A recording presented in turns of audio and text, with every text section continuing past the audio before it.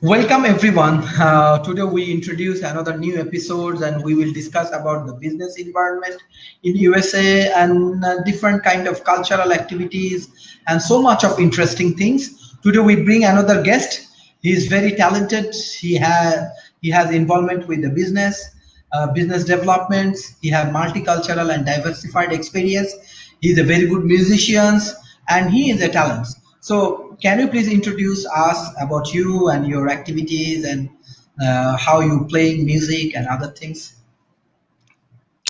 Sure thing, Sharif. Thank you for having me on. It's a pleasure. So yeah, my background does extensively deal with some music. I do have some musical background just in regards to playing and music theory understanding, but my background with music more so pertains to the business side of things. I Mm. really started out just with promoting, simple stuff, working for a variety of production companies, just promoting shows for them at different events, putting up posters around town, networking and things like that. And then ultimately I ended up forming my own production company with a few other guys while I was in college at Denver University.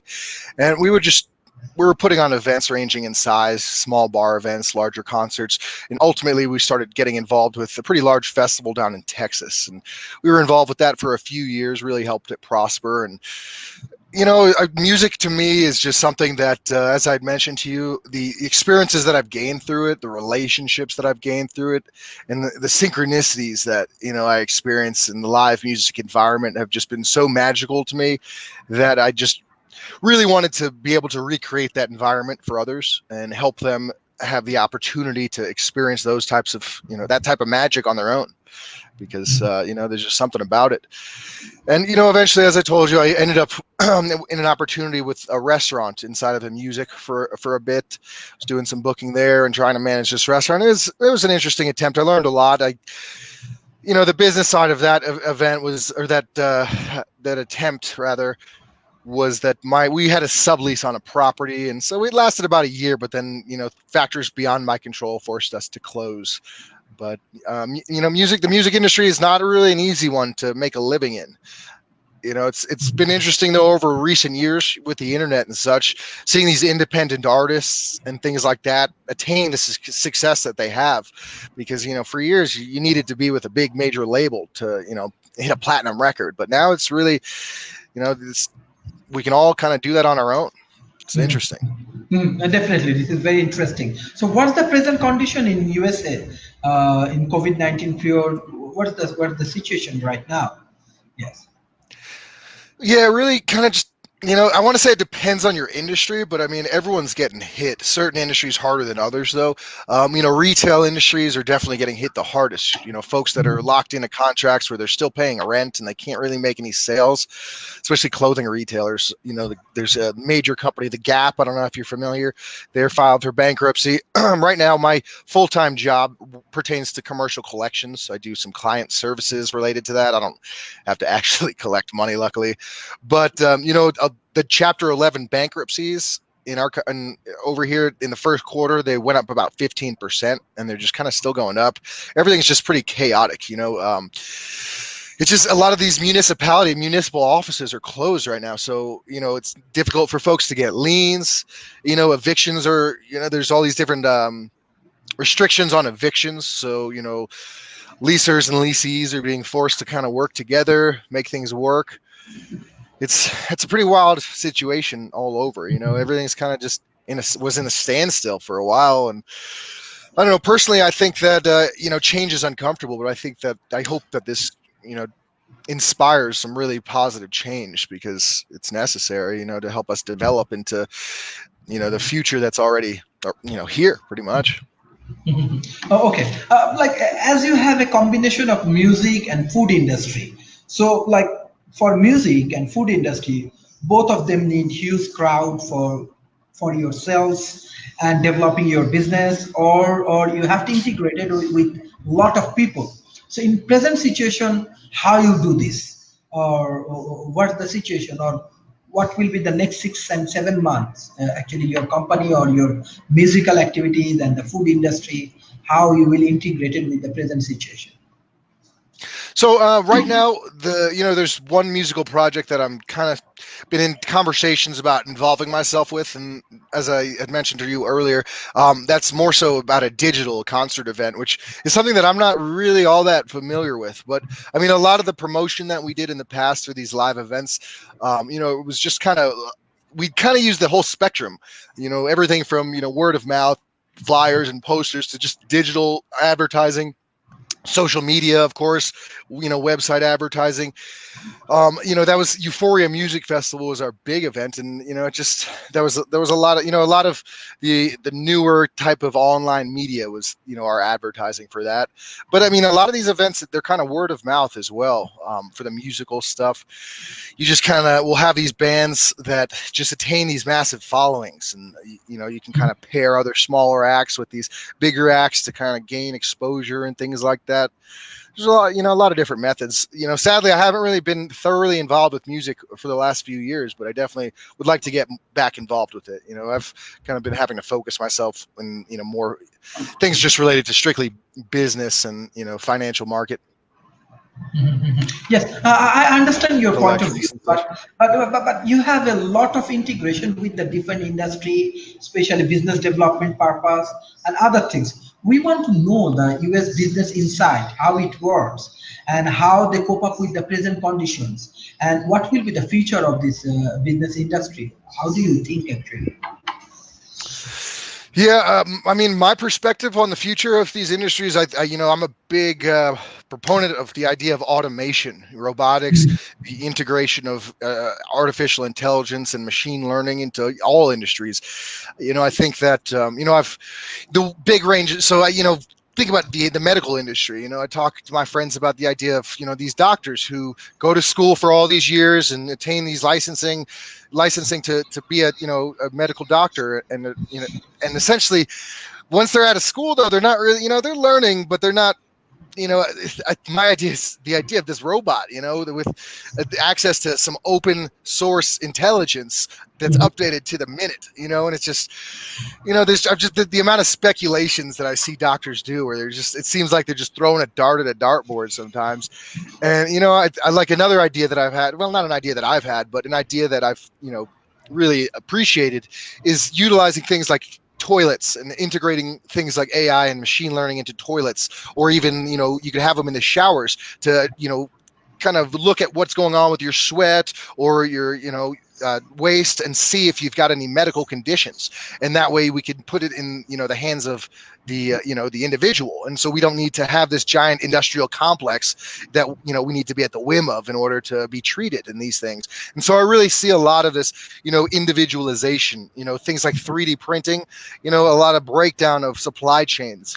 A big company, or a few different companies out there that I've been paying attention to, are these companies that have been figuring out how to take CO2 and use electricity, specifically renewable energies, and somehow they're able to turn this CO2 into proteins, and the proteins can be used to make cereal and make protein shakes, and to make things like that. And it's really interesting to me, especially going back to the idea of 3D printers, because what's going to happen when you have all these restaurants that can upload recipes, and you just put in this base material, and the 3D printer is able to print out the plate of food just like you would get in a restaurant, but you don't need a farm to provide it because it's just literally sucking it out of the air. And this is future stuff, but I mean, it's the future's coming, the future's here. Definitely, very interesting. So you are young, you are talented. So how actually like USA talent people and the young generation like you, how they think, what they thinks about their nations, and how they love to contribute for their country. What's the culture? We want to know more. So I think that a big thing about the United States, as many people understand, is the idea of a melting pot, and just the diversity that's inherent. So I think that it's you can't really answer that type of question with just one perspective, because there's just so many people out there doing it in so many different ways, and there's this kind of there's just more than one way to skin a cat kind of thing, and so. Obviously a lot of people that are hard workers, but people just, it's not like there's one route to success by any means. So, and what is defined as being success is very different, in each person's eyes here. Obviously the United States is founded on, these capitalistic ideals, kind of based on Calvinism and such that, more or less, point to the fact that society favors you if you have things. And so obviously people want to have things, it's a capitalistic drive. And so, you got that, but then you have the converse too. You have these people that want to detach, and they, appreciate these Eastern perspectives and things like that. It's just really, and I really appreciate trying to take a little bit out of all of it, and creating who I am through all these different perspectives and just trying to stay open to all of it. But yeah, I mean, it just really kind of depends. Cooperation's key, though.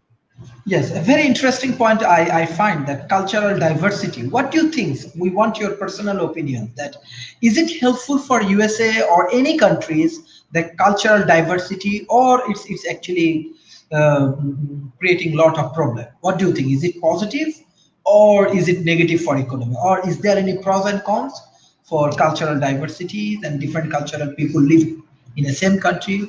How do you want to define? So, a big issue here is the bipartisan politics. It almost looks like there's an issue due to the diversity, but in my opinion, it's the opposite. It's that there's this inherent divide and conquer tactic that's pushed on us to kind of keep us in these different, teams essentially against each other, because it's easier to control us when there's an enemy, because your enemy, your enemy's enemy is your friend. So it's like, oh, we don't like them either, listen to this kind of thing. And so you just have a lot of this subtle manipulation, through propaganda of all different types. But I think that it's really important to encourage diverse opinions and encourage the there's this idea of the 10th man rule. Israel really kind of we're on the forefront of the creation of this idea, but essentially it has to do with the idea of controlled opposition. And so the 10th man rule is, this idea that if you have 10 people, right, and all 10 of them are talking about an idea and they all agree on it, the idea doesn't evolve. But if you have this idea and 9 of them out of 10 agree on it, and then that 10th person's job essentially is to disagree, then that idea does not remain stagnant, and it progresses and it evolves. And so that's why it's good to have those, diverse opinions, and it's good to, really encourage, those that, questioning things, encourage that dissent in a way, but I think that once people start getting diluted by things like fear and anger and hate, it turns to violence and things like that, and it's very counterproductive. But just kind of a double-edged sword there. Very interesting. Besides your business, I know that personally you have a lot of social contribution. Can you introduce how it works, how you trying to contribute in global arena with your social activities, and how it effective for us? Yeah, sure. Kind of a variety of ways. There's an organization that I've been involved with a bit and over the last year, the Lifeboat Foundation. And so I'm pretty active in their Facebook group, and I just try to facilitate a good deal of conversation where, they have a diverse array of people from all these different perspectives. And so, we will have these conversations about things, and, people will kind of be drawn out with their opinions, and I just try to help everyone to kind of at least understand, everyone's perspectives, at least through social media. I really try to, if I find somebody that disagrees with me in an inherent manner, I will add them as a friend, because that's the kind of opinion that I want. I like to have people keep me in check and remind me of these opposing perspectives. I don't really like to surround myself with yes men. And so, I really kind of just, try to expose myself to as much perspective and as many views as I can, really, and then just to share those views around, just to expand everyone's worldview. I've been working, though. I've been starting to work with this organization, TAFTS, and as I mentioned to you before, we are currently donating some courses to the Takedia Institute for their mini MBA program, with the goal of just hoping to be a positive influence of some of the youth out there that are focused on trying to attain some success. And these organizations, though, are really they're think tanks, and so kind of like what you're saying that you do. Our intentions are to work alongside other organizations, work towards getting funding and creating these projects and carrying them out for positive purposes, all over the world. The president from Tufts, he's out in Africa, in Nigeria, and so I've chatted with a number of people, all across that continent, and just I've high hopes for places like Africa, because in the United States we have so much of this infrastructure built into these giant billion-dollar, trillion-dollar corporations that are just too big to fail, that it's really hard to evolve in certain ways, like the energy industry and things like that, and the way that these oil companies just keep things locked up. It just really makes things stagnant and slows down progress. And so then when you have these other countries that are still developing, you can go out there and introduce these newer technologies, and they have the opportunity to truly leapfrog over these more developed nations, because of the fact that they don't have these roots that they need to adhere to. And so I think that it's really interesting, and obviously those types of places are more they could use the help. At at the end of the day, it seems these warring villages and things like that, warring over sparse resources. I'd like to just see a world where we can all be experiencing abundance, and not just an earthly world, but a universe, a multiverse, where we're truly experiencing abundance. So one important thing, like as you are from music background and you are a musician, so how, if we think that if we want to integrate it, music and business, how it works? And music has a great things of they can catch the emotional intelligence and they can work with that. How you think? And most importantly, I want to share like example, even now many people actually depressed. Even one of the Bollywood actors, like he even for depressions, he go for suicide. Many things happening. So I think that now musicians and this kind of thing, they can motivate the whole country or the different cultural people. So what's the role actually? How you can play better role right now? Yeah, absolutely. That's a really poignant point that you have there. Yeah, I saw about, I don't know, I can't recall the actor's name over there, but I did see that. Music, yeah, I mean, music saves at the end of the day. I think that, for me, a big focus of mine with live music is, it is a therapeutic, experience, especially when you're with these, big, large concerts and things like that. I'm really a huge proponent of the use of psychedelic therapy as well. I think that context, set and setting are important things. But, I think that, music, the live music experience, can really facilitate some positive stuff like that, especially if you have, safe spaces. A lot of these musical events will, obviously it's not legal to, be consuming these psychedelics necessarily, but you'll still have these things called trip tents, so that if people are having a bad experience, they can go, and you have these medical professionals that keep you safe. And I don't know if you've seen it, but, all of these studies about things like MDMA or psilocybin and LSD and their effect on things like depression and anxiety and PTSD, and not just their effect in the moment that you're under the influence and you feel good, but the long-term pharmacological effect that these things have. And I think that the way that they increase the plasticity of your brain and allow you to rewire things and create new pathways in your neurology is a beautiful thing, especially when paired with live music, because when you're already having that positive experience, when you're already opening up, and coming out of your shell, these things are catalysts to help you further do that. And really, they're like these keys to unlock parts of yourself. And, they're really beautiful. But, psychedelics and such aside, just to focus on the music aspect itself, I really think that change, happens on the inside. There's so much that we can't control in life. And, one thing we can control is our perspective. And when our perspective changes, the world changes, at least in our eyes. Everything is just observation. It's all secondary data. It's all stuff being processed by these neural pathways, and so when we are just ingrained to perceive things in certain ways, that's just how we see it. And so, when we work on altering the way that we view things, what we view changes.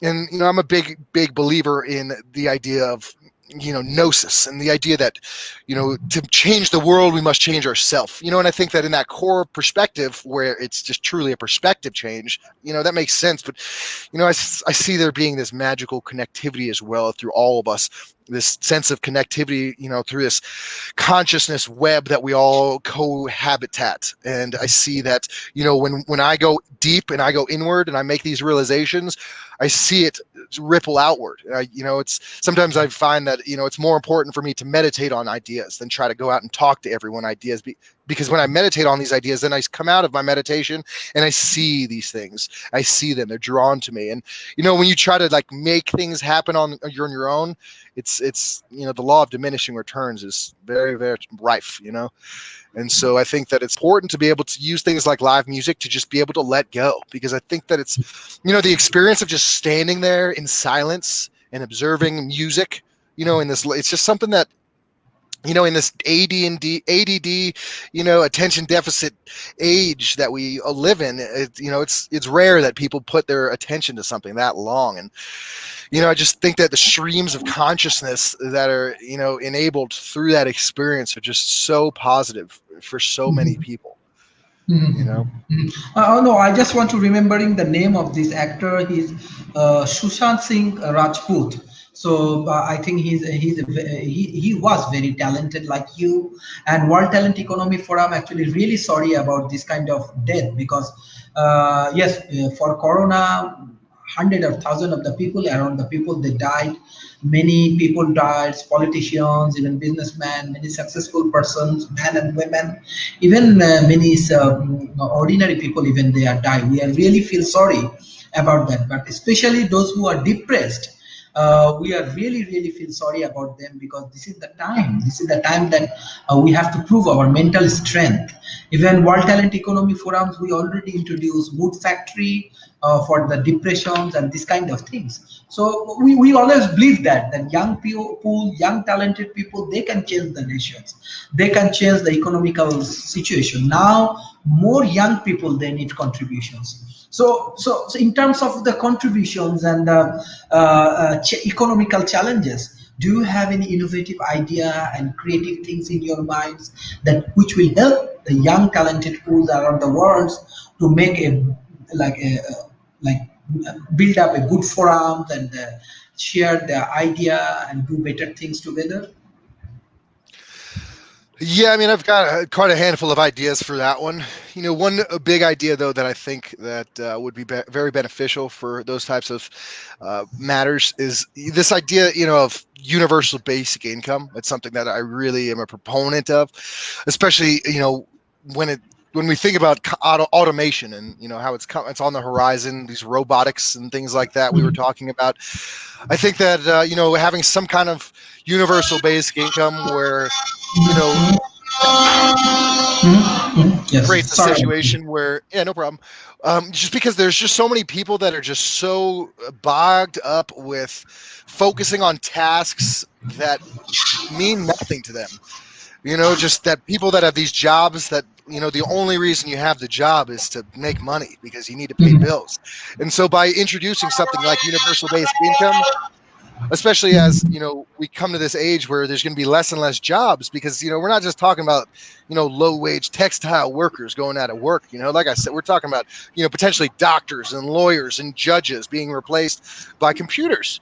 And when that happens, there's going to be the need for this type of stuff. But I think that if we were to have that kind of universal basic income, which in my mind, there's Ben Zion, he's politician here in the U.S. He's part of the United States Transhumanist Party. And, Ben Zion, you showed me a meme that really spoke to me, and it was a picture of the Monopoly board.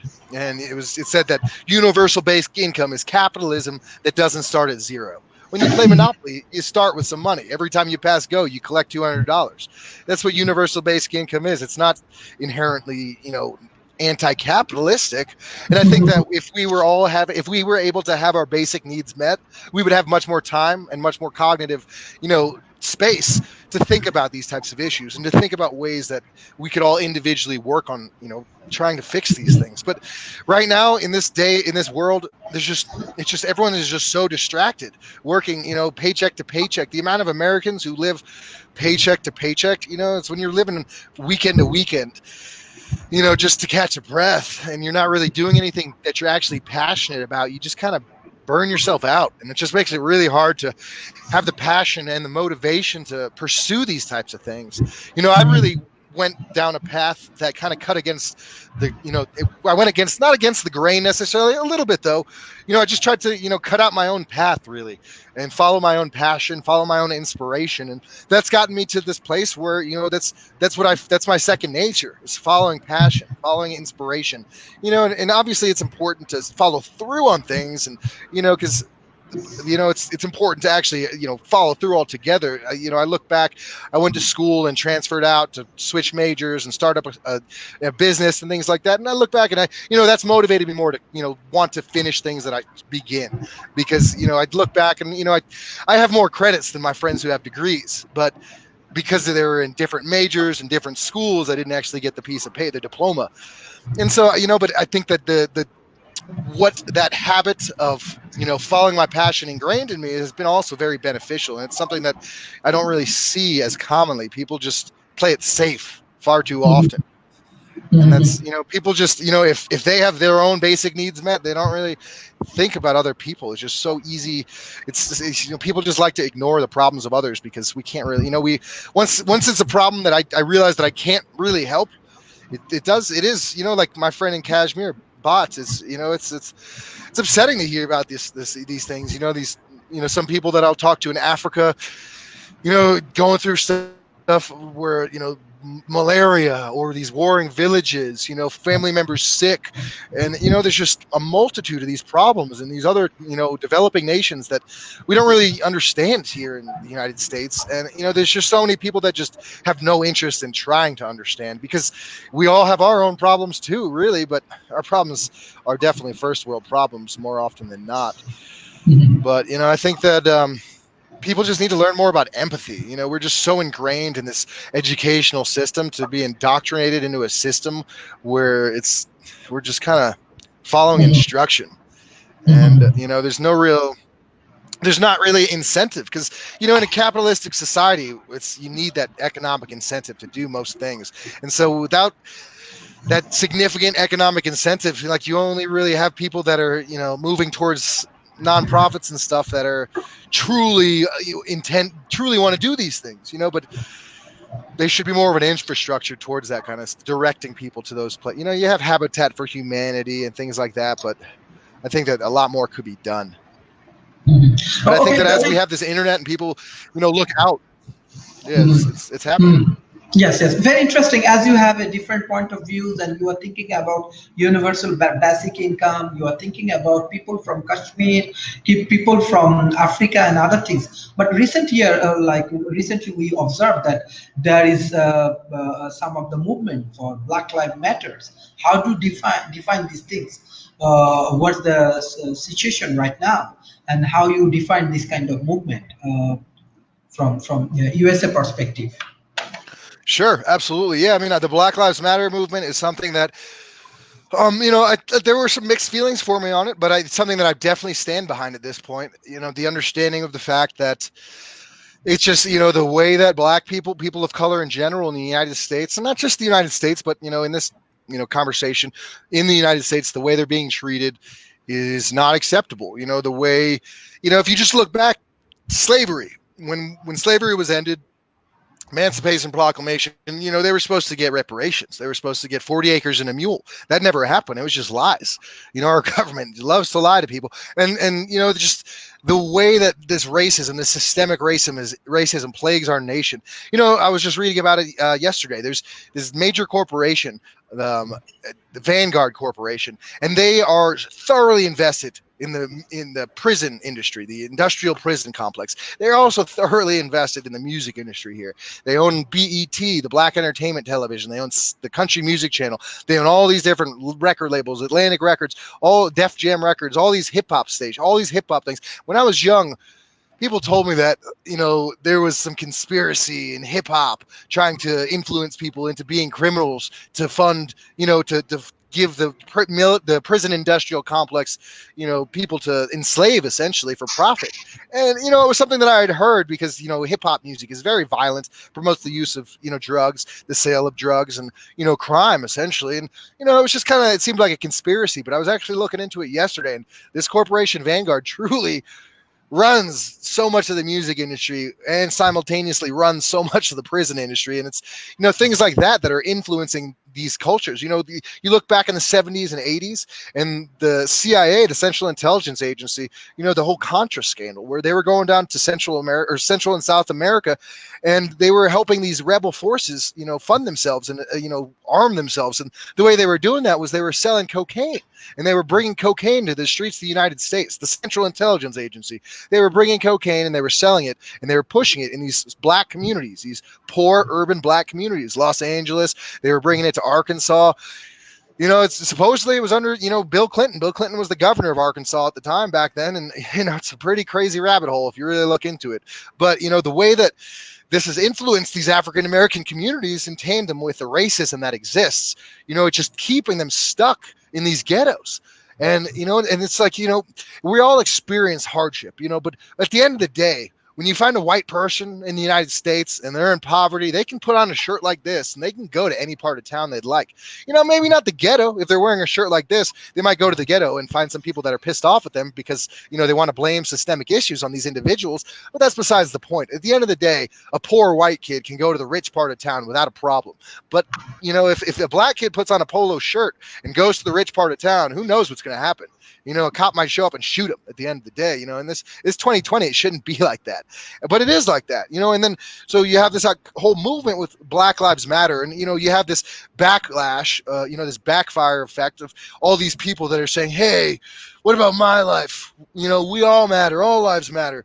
But, it's, there's an analogy that I read about where, if you're sitting at a dinner table, right, and everybody has a plate in front of them, and there's one person with a plate that's empty, but everyone else has a full plate, and that person with an empty plate speaks up and says, hey, what about me? I matter.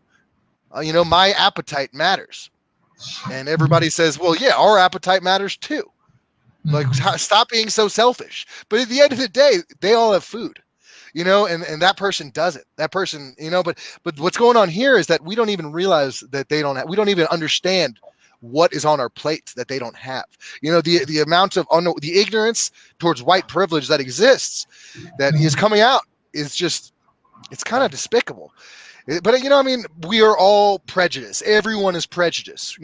It's when you see a homeless person on the street, you make assumptions.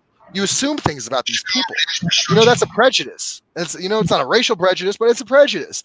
And so racial disparity that exists, is, in addition to these prejudices, when you have poverty, when you're living in poverty, you're willing to do some things that you might not be willing to do if you were wealthy. Because you need to, because you don't have your basic needs met. And so these things are life and death. And so you have these riots and you have these protests and you have all these people that want to blame and judge the rioters. But at the end of the day, when you have a society that values products and goods and services more than human life, this type of stuff is just inevitable, because, you're just going to, and these individuals that want to blame the groups of protesters because it's just lone rioters and things like that, it's just a sad situation, because at the end of the day, the police force and the justice system out here, it's just so corrupt. Between the racism and between the war on drugs, they just create criminals. They just criminalize individuals. Yeah, we were talking about psychedelics and the application of them for things like depression, anxiety, post-traumatic stress. These are useful tools of consciousness, pharmacological tools, and these people are being put in jail cells and criminalized for using them. People are, and because it's in a black market, the whole way about it criminalizes itself, and so just creates a really bad situation, and it's just all rooted in profits. Yes, hopefully we can overcome from the situations, and we pray. Even already our audience actually from Ankit, he's my good friend from India. He said that why don't we think about the global solutions? So actually our guest from the music industry, he has a lot of global contributions, I think, in Africa and different countries.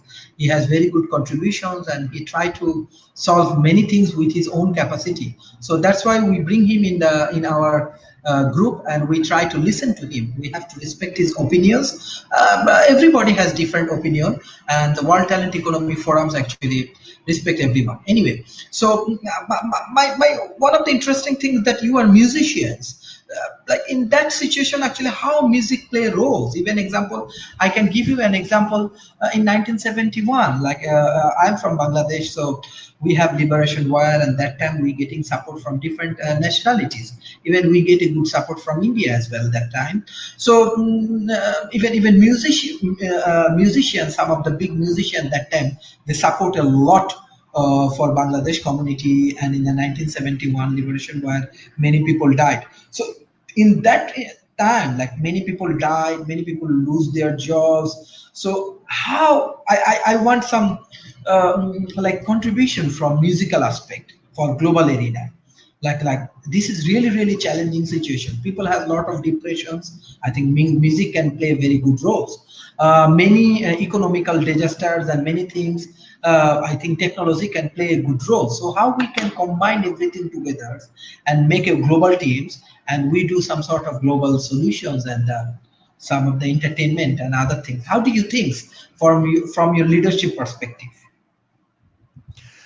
Yeah, I think that there's not just one, there's multiple answers to what you're getting at, but I think that, I mean, for, the depression perspective, I think that music is very therapeutic. The idea of music therapy itself. I used to live near a facility that was just focused on music therapy, and the way that it can rewire your brain. I've got a friend of mine who's Native American, and he went to a school where they would teach music therapy, and he's a producer and a DJ, and he would actually produce these concerts where it has this specific intended flow that's supposed to have this therapeutic effect on your brain, on your mind. And so that's one way. But I think then when you look at things like the way that they had these concert events for the Live Aid back in the 80s, where you can have these massive events that are fundraisers, nonprofit type things for specific causes, and that helps bring money, and it helps bring attention to these things. And I think that that's in addition, just being together, it breaks down these barriers. When you're in a concert arena and you're in the crowd, you're one of many people, and you're all together in that experience. I'm a big fan of jam bands, these improvisational rock bands, and a big thing about their concerts is that there's this relationship, and there's this exchange that occurs between the audience and the band. And the creation of that music of those events is really something that you just feel a part of, and everyone feels a part of it, and it just creates this family, and it's truly a family. These bands that I am a big fan of, and these scenes, it's just we all just view ourselves as family. And the ability for music to help bring people together is just so powerful in just so many ways. Mhm. Yes, very interesting. So there is a music, they can play the role. There is a politician, they can play the roles. Many people are playing their role. There is a many opportunity, they can play their roles. But in present perspective, what do you think? How we actually contribute more? Because we assume next 1 and 2 years economically it will be very challenging for every country. How do you consume?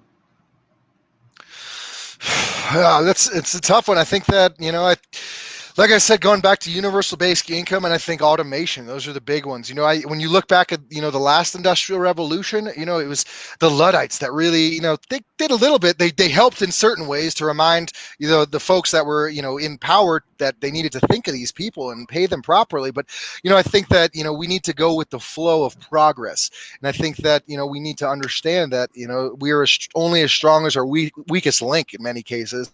And I'm not really proposing socialism, but I think that this universal basic income, where the base level is still abundant, where because so much of these mental disorders, this sense of hopelessness that just festers is due to the fact that we feel hopeless because our needs aren't met. People are hungry. People are, they feel so threatened, and they just feel so uncomfortable. And these things just keep festering and festering until it's, this PTSD, it's this innate sensation and an innate perspective. And so, I think that, money doesn't solve everything, but poverty sure does cause some problems. And I think that that's just one way, is by just encouraging, promoting the access of abundance across the world is very important. Look at how much wealth is in the hands of, small individual groups. I think that, and it's, I'm not for redistribution of wealth entirely, but I think that there needs to be, some kind of, assistance. You know what I mean? Here in the United States, it's funny because you have public schools, not university, public schools, K through 12, where it's paid by, it's free and it's provided, but then if the school past 12th grade is free, it's socialism, it's communism. But what about those other, years, those, and then, we have unemployment. You can go on unemployment and you can get money from the state for a variety of reasons. And so, why does it need to be so difficult? Why do these people need to feel so ashamed to do these things just to, be able to live at the bare minimum? And, I think that there's, and a big issue that in all this stuff is that, I think that it's a lot of these types of things are liberal policies are enacted to make these things happen. And, government just makes things, doesn't really, it just gets corrupted so quickly. And so I think that these non-governmental organizations, I think that there's more potential to do these things through NGOs and things like that, and these nonprofits, because everybody's kind of has the same intention. But people that go into government don't necessarily have the greatest intentions, at least so it seems. Already we get audience response. This is from Mohammed Shoaib Rana. He also supporting a lot for our group of peoples. He said, thanks for nice discussion. We are working worldwide to develop the trying to solve the current pandemic situation from individual side. A singer can also play a vital role in a critical situation to encourage the people. Yes, I do appreciate. Yes, musician play a very good role to encourage people. Okay, so we discuss a lot of challenges. Even our audience wants solutions. So we discuss a lot of challenges, and you are also come up with a basic solution of like universal basic income and this kind of things. Another audience, he said, I think Mr. Brent doing so really, he has a powerful voice as well as attention about COVID-19. So I think this is a very good appreciation from the audience. So okay, so we need to be proactive. We need to be positive. So in that situations, actually, business industry. What is our topic today? Like business industry, how they can react properly, and what do you think about the globalization concept? What do you think? What will happen with the globalization as well? Yeah, globalization is absolutely going to continue to further, in my mind, the internet access that's just becoming more and more improved everywhere, it's just really, creating a completely new world. I think that it's difficult to completely answer those questions, though. I think that, a big thing that I try to think about and focus on is malleability, flexibility, the importance of creating a situation, building a business and working in ways that, you're planning for the future. You're taking the future into account, and you're not guessing that this is what's going to happen. You're thinking that all of these things could happen, or none of them could happen. Who really knows? And, it's not about discouraging ourselves from action, but just the awareness that everything can change overnight. COVID is a great example of that. And I think that, the way that COVID is shaking things up, you can see all these small businesses being affected. And, I think that people are seeing all the negatives, but I think that it's going to also be huge positives. I think that it's going to catalyze some of these evolutions of industry, and again, you have these people that are opposed to things like that, these automated trucks that are driving themselves and, things like that are getting rolled out. And it's concerning to people. But I think that, when these menial tasks such as driving trucks or taken over by robots, it gives us so much more, space as, a human, family to consider these issues that need to be resolved, because I don't have all the answers at the end of the day, and I'm not going to purport to, but, I have ideas. And, my biggest thing is, about staying open-minded and considering all perspectives. And, a lot of times when somebody offers an idea that I don't agree with, and I innately react and think, oh, no, that's a dumb idea. Whenever I have that reaction, I think to myself, hey, why am I reacting? What is going on here? What is it? How do I feel threatened by this idea? What is there to lose by considering it? Because everything should be considered at this point, doing the same thing over and over again, expecting different results, is called insanity. That's the definition that many people, agree upon. Like you are young and you are energetic. I want to give you a case study. I don't know if it's a critical, you can avoid it, but if you want to give the analysis, it will be better for our audience. Let's say you are a manager and you are a team leaders. So there is a two options. One option is that you have your good friend.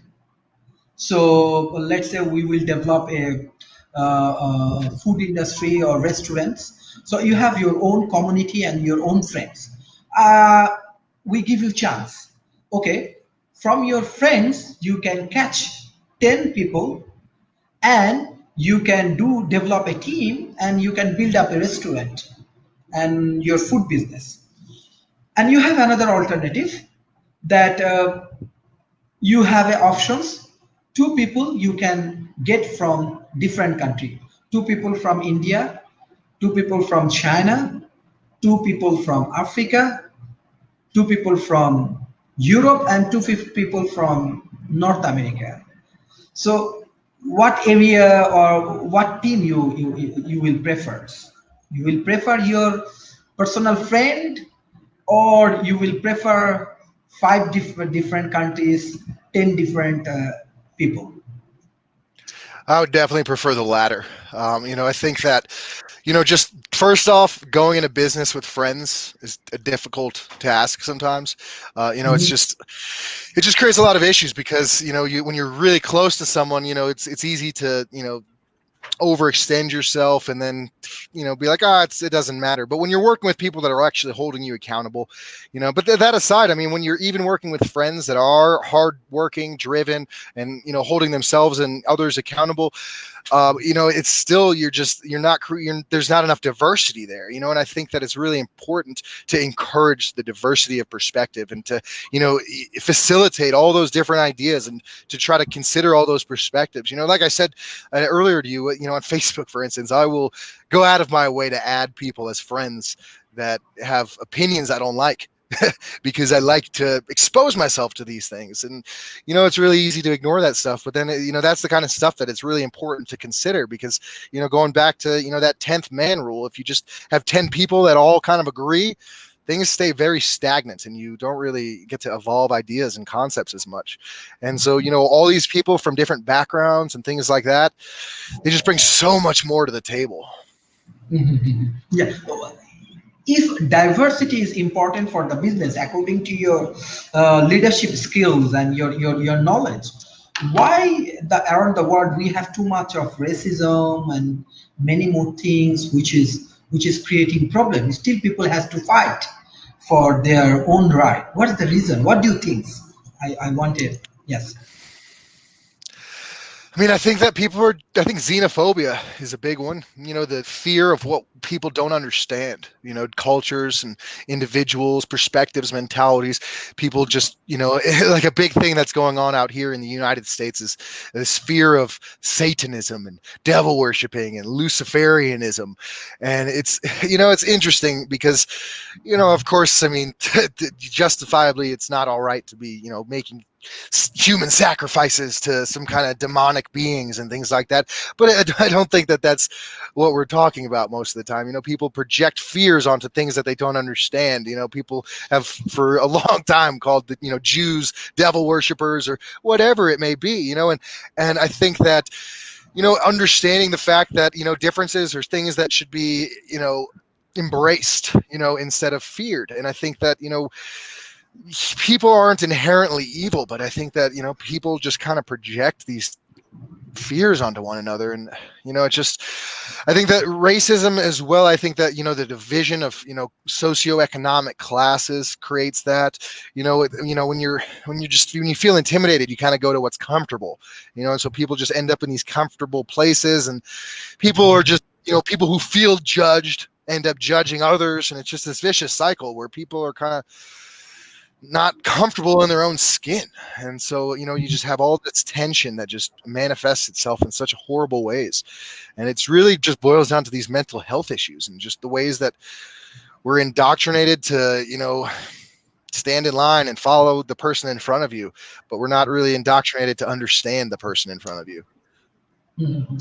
No, this is very interesting. So basically, now business has a lot of challenging situations. What will happen next 3 years or 2 years when we can see that business has changed and we can overcome from this challenging situation? What your perspective? What your thought? Because yes. Yeah, I mean, I think that, it's automation is really what I foresee, is all these different industries being overtaken, like I said, by robotics and advanced technologies. I think that right now there's a big focus on the police force as well. That's an industry, these public servants that are, going to have to you know, reorganize and just figure everything out. It takes a longer, you have to go to school longer in the United States. If you're going to learn how to cut hair, if you want to become a barber, you spend far more time, almost twice as much time in school than if you want to become a police officer in our country. And so what does that mean? We're going to give you a gun and let you go enforce laws, much quicker than we're going to let you cut people's hair. That's just kind of a dangerous situation, no? And so I think that, I think that there's a lot more awareness of these things. And I think that control is being shifted into the power of the individual, as things are automated, we're going to be given all these different options of different devices that where like right now for me, I've got insurance, my medical insurance, and I go through my provider and I've got this group of doctors that I can go to, but it's just a small group. I can't really go out of it unless I want to spend more money. But, when medical help is more of a technological thing, and there's it'll be more of like am I going to use the Android, or am I going to use the iPhone, or am I going to use this brand? And when you actually foster the spirit of capitalism in these types of situations, you create these diverse markets with options and competitors. They're holding each other accountable and they're being held accountable by the market. But currently, I mean, we just have this system where you have these quasi-independent governmental organizations that are too big to fail. They create these industries that you can't really compete with. These industries that are just destroying civilization, in the industrial military complex, the industrial prison complex, the war on drugs is just tied into all these things, to build these police forces. And, and it's just, the intentions aren't in the right places, and it's the reasons for these projects and these black operations. It's really shady stuff. And I think that I like to think that, a lot of light is being shed on these types of things, and that, this concern, in the United States, there's just all of these things that happen behind closed doors, to avoid, breaking, international treaties, things that were set out in like the Geneva Convention, things like that, where, the government will create these subcommittees inside of corporations to, go about of trying to facilitate different projects. And the way that these are done is that they're things that the government can't really do without breaking these international laws, and so they do them in these private organizations, and they do them in top secret. And the amount of money, though, the taxpayers are providing to get these things done is just horrific, because then what's coming, it's like then they do what, they give us roads, they pave the roads once a year, and we still are, it's, but there's just, again, it's easier to identify the problems than it is to identify the solutions sometimes.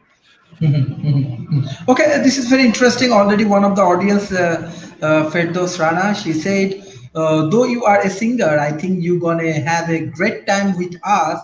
That will be very encouraging. Like future, definitely you're gonna visit Asia. And I have one of the interesting question. Like, as you are a musician, do you have opportunity to integrate it with Western music and the Asian music, any kind of fusions? And do you have any experience like that? Do you have any plan that Western and Asian music fusions?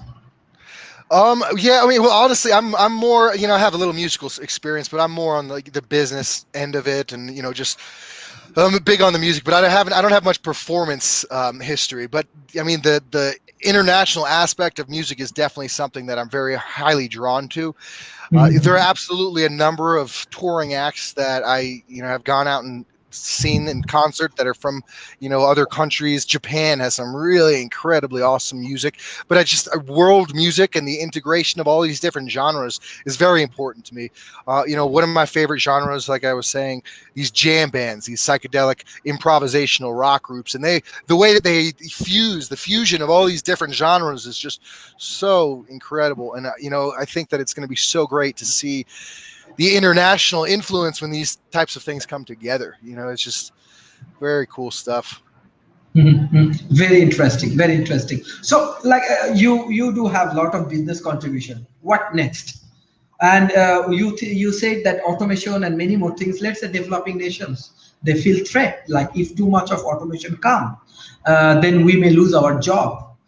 We have a chance. We cannot compete with the automated things, and there are a lot of fear and lot of issues. So how do you solve? If I give you chance that okay, there is a group of people, they are semi-skilled, and there is the automated things. So if the automated things, AI and these things integrated with the industry, so many people lose their jobs. So how you handle these things? So something that I've been telling people is the perspective that I have is that I think that there will always be a market for human error. People will always pay a premium for human error.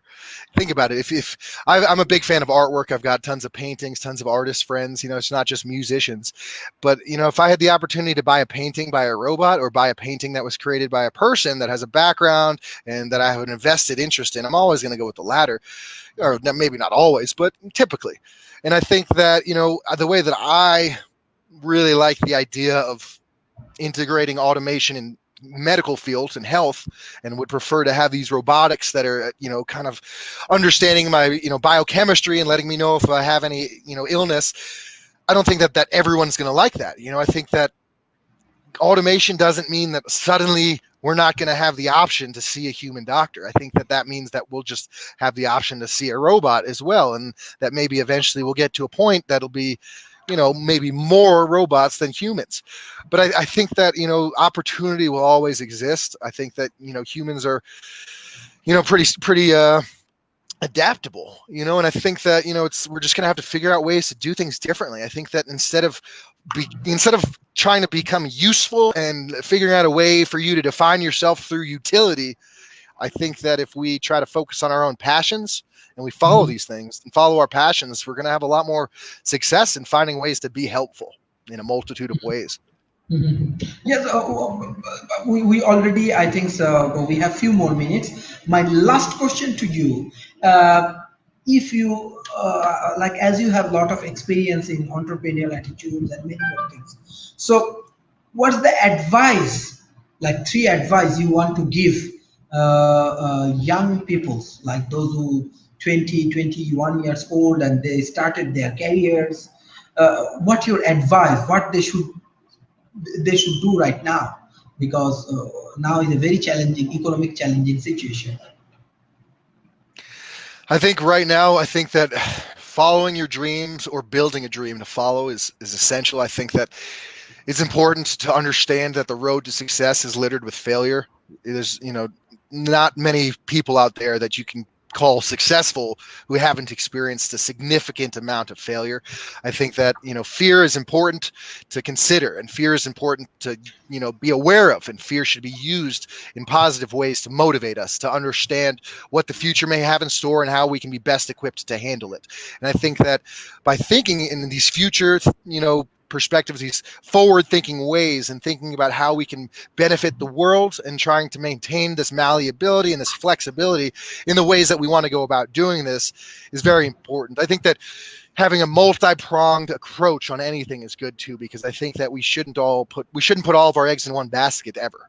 And so I think that, trying to, realize dreams and try to go after them is really important. And I think that, it's not about doing what you want to. It's not about, successfully accomplishing everything that you set out to do, but it's about trying.